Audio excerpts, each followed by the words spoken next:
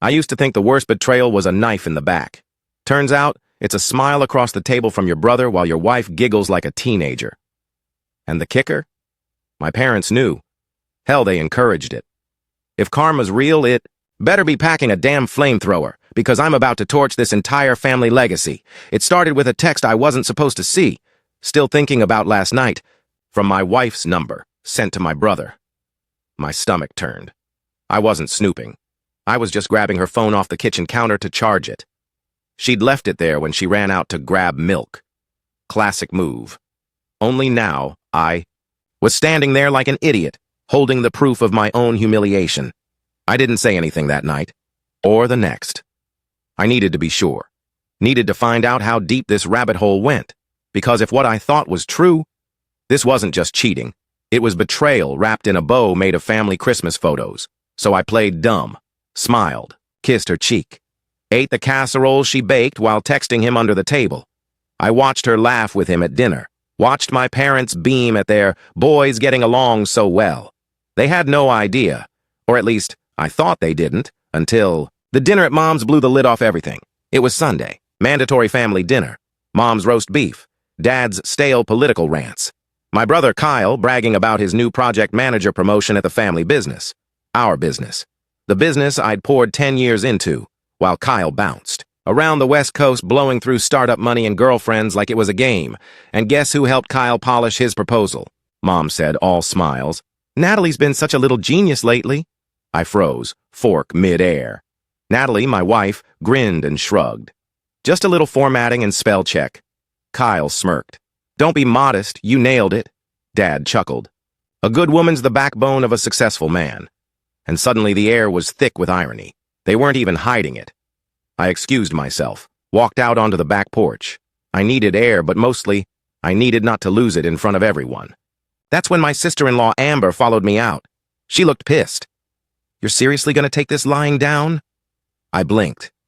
What? Amber crossed her arms. Don't play dumb, Jason. I've seen the messages. Kyle doesn't even bother deleting them. He's a moron.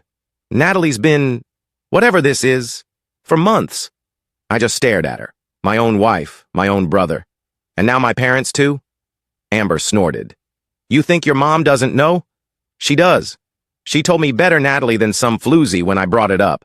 Like this is some royal match. I wanted to scream. Instead, I thanked her.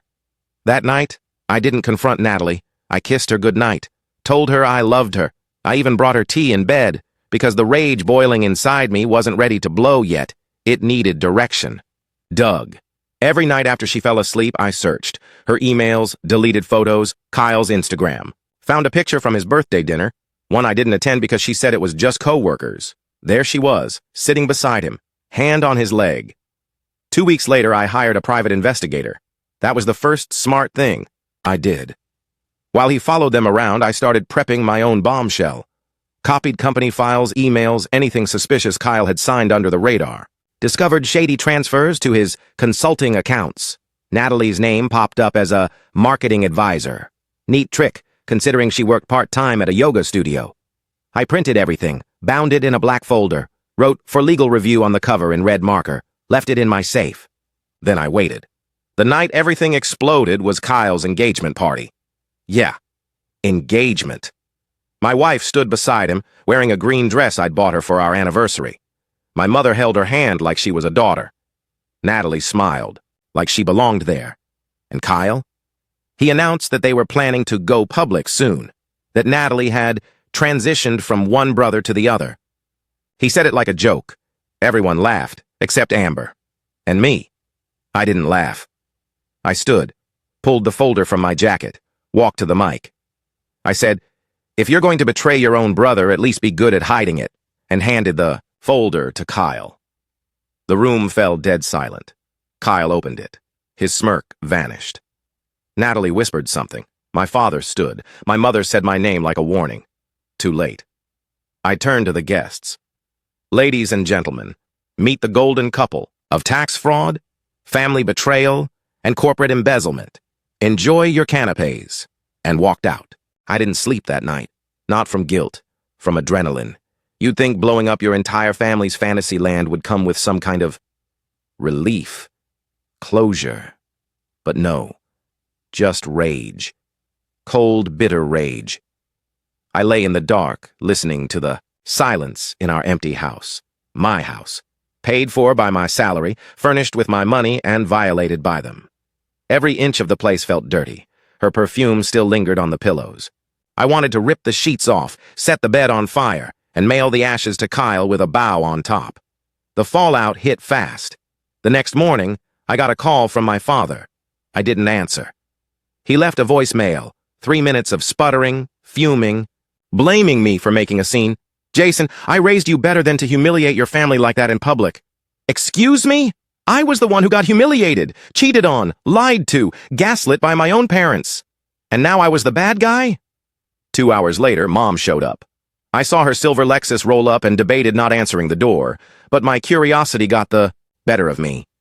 I opened it. She barged in like she owned the place. You couldn't just talk to us privately? You had to turn it into a spectacle? I laughed, loud, ugly. Spectacle?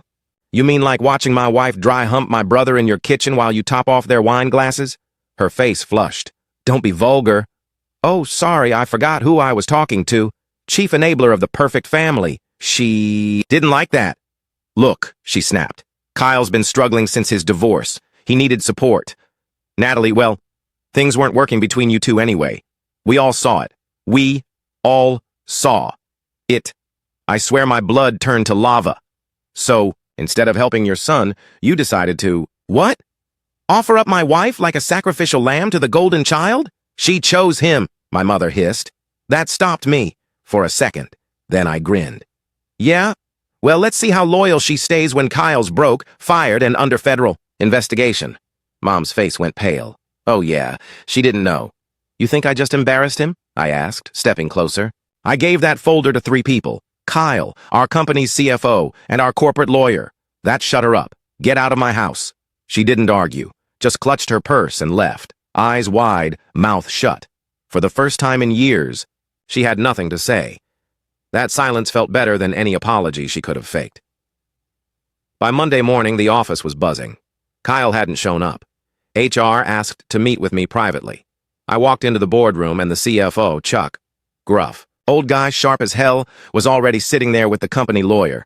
They had my folder on the table. Chuck leaned forward. Jason, is all this accurate? I nodded. To the decimal. You understand this implicates your brother, your wife, and technically your father. He approved several of these transfers. That part stung, but I didn't blink. I'm aware. I can't protect them anymore. Chuck exhaled through his nose.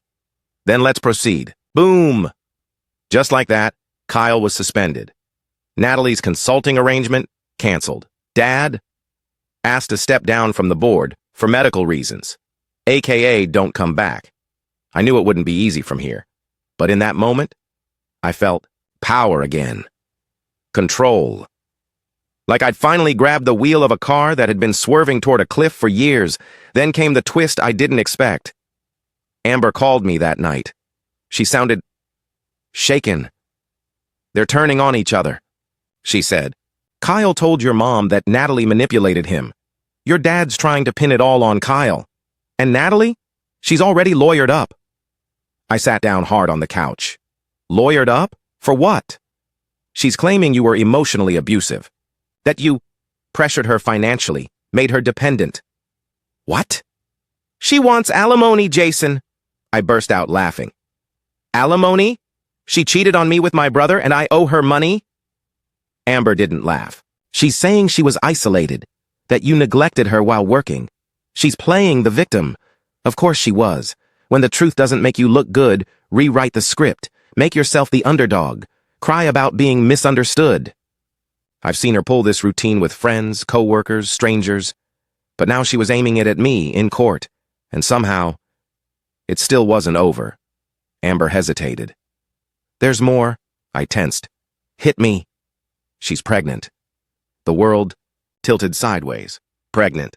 My wife, who hadn't touched me in months. Pregnant. I didn't even have to ask. Amber whispered, It's Kyle's. My mouth went dry. My pulse was in my ears. Pregnant? They were about to bring a child into this mess? After setting fire to my marriage, my family, my company. And then something snapped. Fine. If they wanted war, they just got it. I stared at the wall for hours. Pregnant. Natalie was pregnant, with his child, my brother's. The woman I married, the woman I trusted, was now carrying the future of the man who used to steal my Halloween candy and lie about it with chocolate on his face. It should have broken me, but it didn't. It ignited me. You ever reach a point where pain and betrayal fuse into something sharp and cold? That's where I was. It wasn't sadness anymore. It was strategy. Ruthless, surgical clarity. They wanted to play dirty? Fine, I'd play dirtier. Only I'd smile doing it. That night, I poured a bourbon, opened my laptop, and started digging. Every message, every Venmo transfer, every photo she'd posted with just a bit too much skin on display while I was stuck in meetings. Now it all connected. I went through phone records, travel logs, bank statements. I found a receipt for a weekend yoga retreat in Denver last March. She hadn't gone alone. Kyle had used the company card at the same hotel. They shared a room. I imagined it. Natalie sitting on the edge of that king-sized bed pretending to meditate, while my brother probably lit candles and whispered the same recycled lies he used to get laid in high school. God, I could almost hear it. Jason doesn't appreciate you. You deserve to feel alive. This is real, not like what you had before. Barf. They didn't just betray me. They mocked me. Used my money, my schedule, my blind trust. Played house while I paid the bills. She probably moaned his name in that bed while sending me a text about buying almond milk. And now she wanted alimony? Not a chance. I hired a lawyer, a real shark, Marlene Voss. Wore red stilettos to our first meeting and filed a restraining order before I finished my first coffee. You want to destroy them legally or just make them bleed a little? She asked, flipping through my documentation. Both, I said. Start with her, then him. We filed for divorce the next day, with cause. Infidelity, emotional abuse, misuse of marital assets. I gave Marlene everything, emails, receipts, even the video Amber found on Kyle's iCloud backup that he must have forgotten to wipe. He was filming himself in the mirror of my guest bathroom, with Natalie. She was not acting like a woman trapped in a loveless marriage. She looked thrilled, like she was finally the center of the universe. Good. I burned the file to a DVD. Then I called Kyle's new boss. See, my company wasn't the only one pulling out of partnerships. Kyle had managed to weasel his way into another job after his suspension, a senior position at an up-and-coming tech firm. But his contract had a morality clause. One call, one little email attachment. That's all it took. He was fired within 48 hours. Natalie tried calling me 8 times in a row, left voicemails full of tears, begging for understanding. Understanding? You weren't trapped, sweetheart. You were thrilled to be bending the rules in my house, in my bed, under my nose. Now you want sympathy? Nope. Then, my father called again. This time I picked up. You've made your point, he said bitterly. But Kyle is still your brother. I paused. No, I said. He's not. Don't be dramatic. You made me second place my whole life. Birthday parties cut short for his tantrums. College savings drained to bail him out of Vegas. Every time I got a promotion, you barely nodded. But when he landed a $65K assistant job, you called it a proud moment for the family. My dad didn't reply. I could hear his breathing. Shaky. He's not my brother anymore, I continued. He's a parasite, and you fed him. Then I hung up. That night, Amber dropped by with a bottle of wine and a box of my stuff from the office. She looked tired. She'd been catching heat too, apparently. HR was sniffing around to make sure she hadn't known about the affair earlier. We sat in silence for a while, sipping and listening to old records on vinyl. Then she said something that floored me. You know, she used to call you boring. I blinked. What? Natalie. Back when we all used to grab drinks, she'd say things like, Jason's great, but God, he's so predictable. I miss surprises. I clenched my jaw. Guess Kyle was the surprise, I muttered. Amber snorted. Yeah, surprise. He's a narcissistic burnout who can't keep a job or a zipper shut. I stared at her. Why didn't you ever say anything? She shrugged.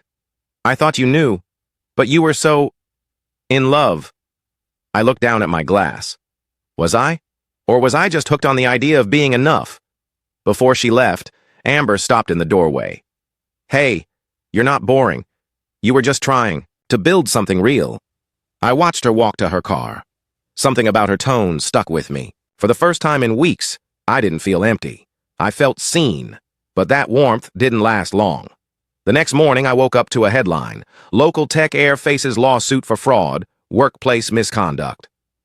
Right below it was Kyle's smug face. Natalie's, too, and right beneath that, a quote. "He was obsessed with control. We just wanted to be free." I smiled. "You wanted to be free? Good. I'm about to show you what rock bottom really feels like." I never realized how fast things can unravel until I saw their lives start crashing down, publicly. My email had barely cooled off before news stations picked it up. Tech scandal, brothers affair, implodes startup. Twitter ran wild with it. LinkedIn turned into a war zone, and Kyle was trending on Reddit. Not for his entrepreneurial genius, but for a 30-second video where he drunkenly bragged about taking what Jason doesn't deserve. Yeah, that aged real well, but the best part? That wasn't even me. Someone else leaked that video. Some disgruntled intern who'd always hated Kyle's smug, I'm untouchable attitude. I didn't even know the kid. He just found the footage buried in a shared company drive and posted it with the caption, "This clown made $160K to steal staplers and bang his brother's wife. Congrats, Kyle." Suddenly, I wasn't the crazy ex-husband. I was the quiet guy who'd been right the whole damn time. Natalie, meanwhile, tried playing PR queen. She posted some cringe Instagram story, holding her stomach in soft light with some god-awful piano music playing in the background. We never wanted to hurt anyone. Love just happens. Oh, it happens? Like food poisoning, like falling down a manhole? The comments weren't kind. People dug into her LinkedIn, found out she'd been using my company card for freelance marketing gigs that didn't exist. She even tried to apply for a new position at a boutique firm downtown. They ghosted her. No interview, just silence. Then the universe decided to throw a cherry on top. Remember that company Kyle had just joined? The one I'd emailed? Turns out, they were backed by a venture fund that my company had a major stake in. And guess who sat on that advisory board? Me. That's right.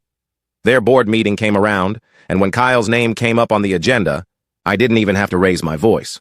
Just leaned back in my chair, sipped my coffee, and said, "He's not a long-term asset." 1 week later, terminated. Again. But this time, it stuck. Now jobless, Kyle moved back in with my parents. Natalie, too. My old bedroom became their nursery. The room I painted blue as a teenager now had a live, laugh, love decal above the crib. I should have been furious, but I felt detached. Like I was watching two characters in a tragic sitcom spiral deeper into their own scripted collapse. Until the baby shower. Yes. They invited me. Let me repeat that. They invited me. Natalie actually had the audacity to send a card, gold-embossed, hand-addressed, asking me to celebrate the new life they created together. She even wrote a note. "I know things were messy, but we hope you can move forward. With love." After all, family is forever. I laughed so hard I almost choked. Amber was with me when I opened it. She looked at the card, blinked, then just said, "Please tell me you're not going." "I'm going," I said, grinning, but not with a gift. The shower was at my parents' house. Balloons, streamers, cupcakes, the whole fake happy setup. They even had a baby bump photo booth. I walked in with a folder under my arm. Kyle looked like he hadn't slept in days. Natalie's glow was dimmer, more forced. Her smile faltered when she saw me. "You came," she said quietly. I did. I handed her the folder. Inside were paternity test results. Yup. I paid for a private lab. Got some hair from her hairbrush and Kyle's from his old hoodie at Mom's. It wasn't just spite. It was insurance. And what it showed? There was a 0% chance the baby was Kyle's. Natalie turned gray. Kyle grabbed the paper.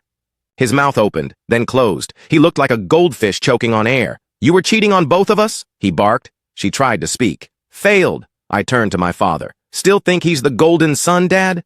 The silence was beautiful. I walked out before the yelling started. The porch door slammed behind me like punctuation. Amber was waiting in the car. "You did it?" she asked, starting the engine. "I did it," she smirked. "You're kind of terrifying. In a good way." I didn't respond. Just looked out the window at the house I grew up in. now a war zone of screaming adults and broken illusions. But I wasn't done yet. Later that week, my lawyer filed a restraining order against Natalie and Kyle, not because I feared for my safety, but to keep them out of my new life. Clean break, no contact, no loopholes. I wanted my world quiet. Then, I bought a condo in a better part of the city. With a rooftop view and thick walls, I filled it with plants, peace, sanity.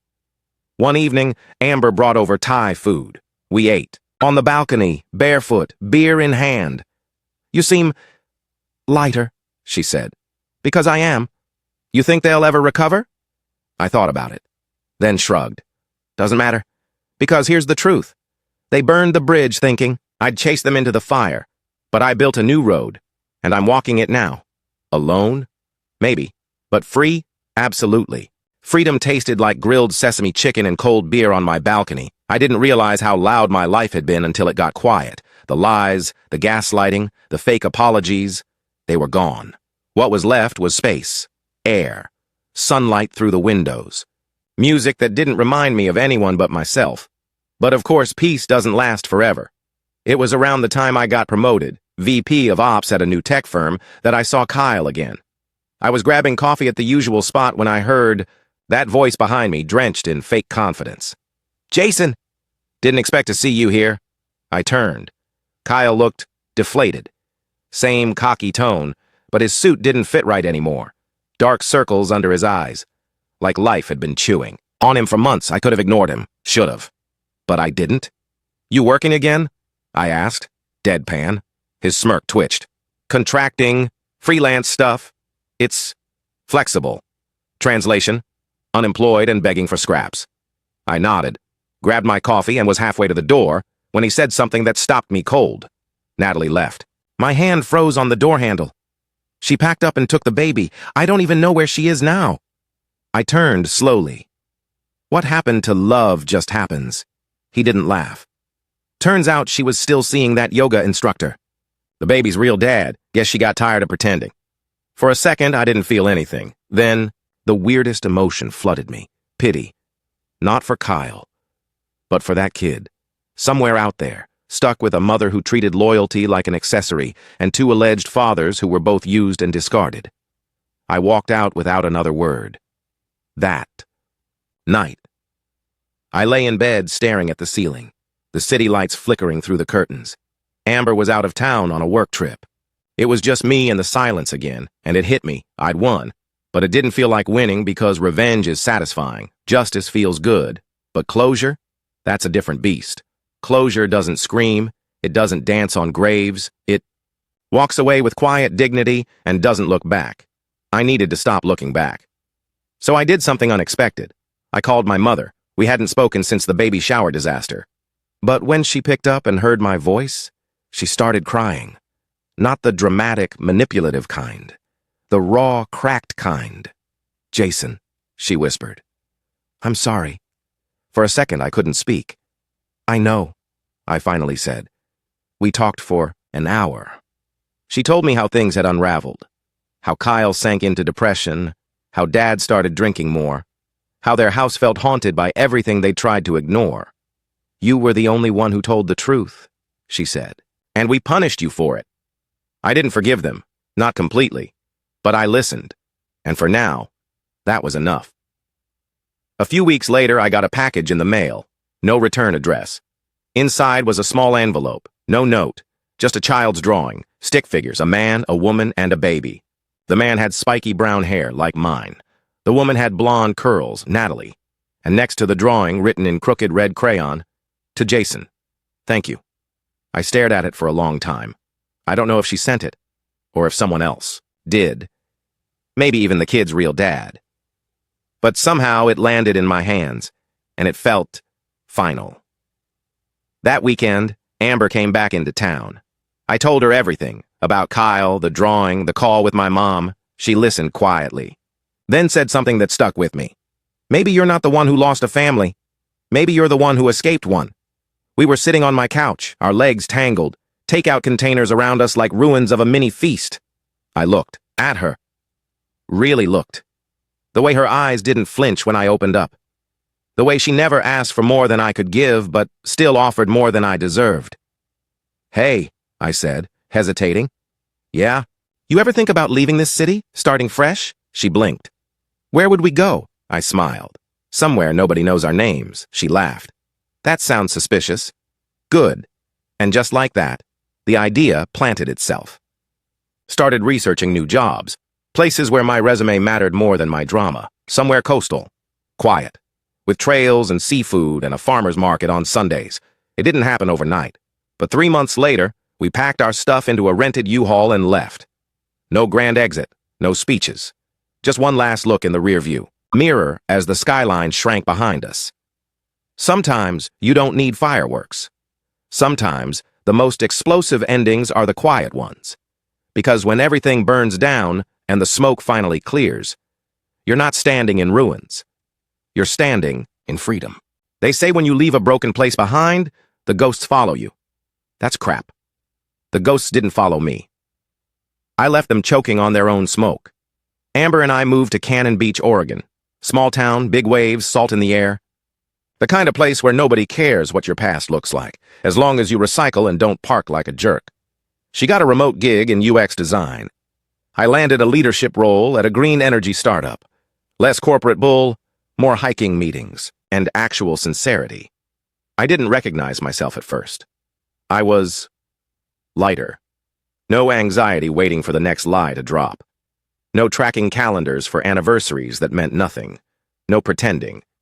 I used to look in the mirror and see a man who'd lost everything. Now, I saw someone who'd survived a fire and didn't just crawl out.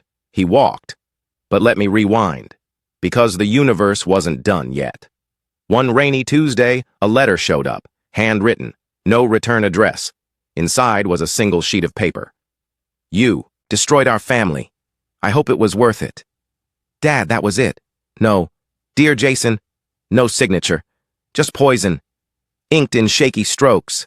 Amber found me staring at it, unreadable expression frozen on my face. She sat beside me, didn't say a word for a full minute. Then she reached over, took the letter, and set it on fire in the kitchen sink.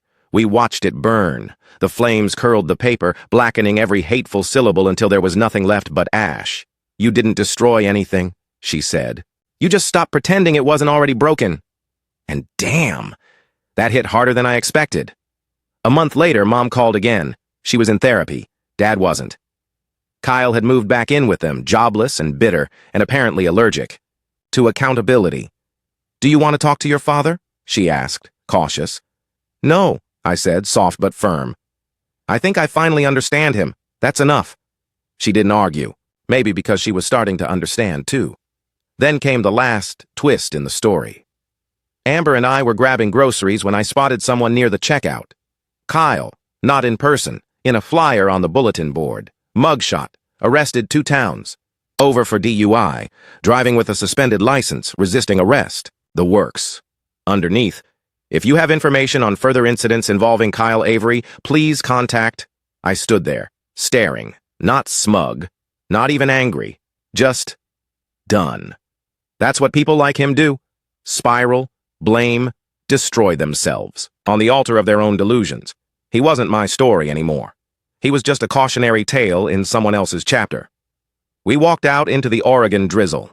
Amber slipped her arm around mine. "You okay?" "I am," I said. And for once, meant it. We got home, made chili and curled up on the couch. Our place smelled like cedarwood and comfort. No secrets here. No lingering tension in the air. Later that night, I checked my inbox. There was a message from my mom. "I wish we could start over, but I know that's not fair to ask. I just want you to know I see it now. I see what we let happen. And I'm sorry." I didn't reply, not because I was angry, because some things need to sit for a while. Let her sit with it the way I sat with betrayal for years. And then came something unexpected. Something good. Amber took my hand that night and placed it over her stomach. "Don't freak out," she whispered. "But I think I'm late." My heart stopped, then started again. Fast. "You serious?" I whispered. She nodded, eyes wide, voice shaking with emotion. "I'm serious." And just like that, the past fell off me like a heavy coat in summer. We weren't just healing. We were building something real, something that didn't come with betrayal baked into the foundation. The next morning, I stood on the beach with a cup of black coffee, watching the gulls wheel over the waves, my toes in the cold sand, and I said it out loud, just once. Thank you, Natalie. Not for the pain, not for the lies, but for ending it, because sometimes it takes total collapse to see where the cracks were all along. She thought she took everything from me, but all she really did was make room for peace, room for someone who chose me with their whole heart, room for the family I chose to build. I didn't get revenge. I got a fresh start.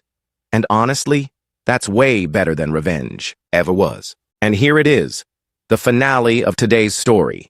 Did everything turn out as you imagined, or did it end unexpectedly? I'd love to hear what you think.